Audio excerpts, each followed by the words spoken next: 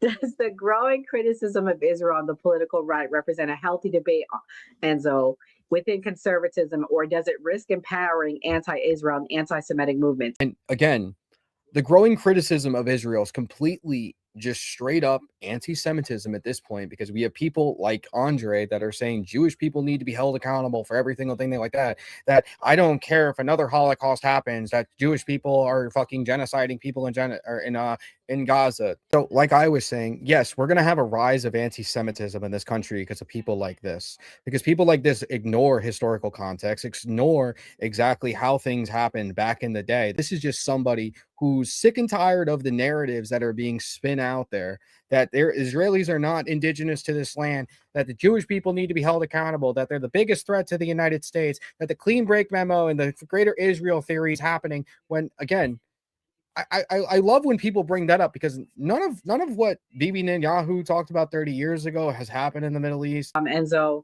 is the idea of a greater Israel project a legitimate geopolitical concern in Middle East policy, or is it largely a conspiracy theory used to inflame tensions around the state of Israel? It is legitimately a conspiracy theory, a complete bullshit theory that people have harped on, because here's the thing.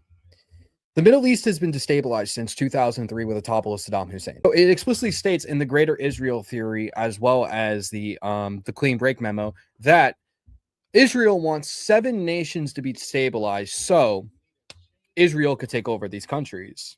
Again, 6 out of the 7 nations were already destabilized when they had no military, they had no government, they had no nothing for them to take over, and they didn't. Because it's not a fucking thing. If they have no government, they have no military, they have nothing to stop Israel from taking over, Israel just should have took over.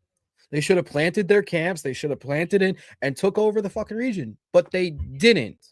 That's why I say this is all bullshit, and there's no relevant evidence to conclusively say any of this is ever going to happen, because they had a perfect fucking time. And if they were in the backs of the United States so fucking much, they would have done it between 2003 and 2011, when the United States destabilized the entire region, taking out fucking Saddam, taking out Libya, taking out Afghanistan. Stop harping on these fucking conspiracy theories.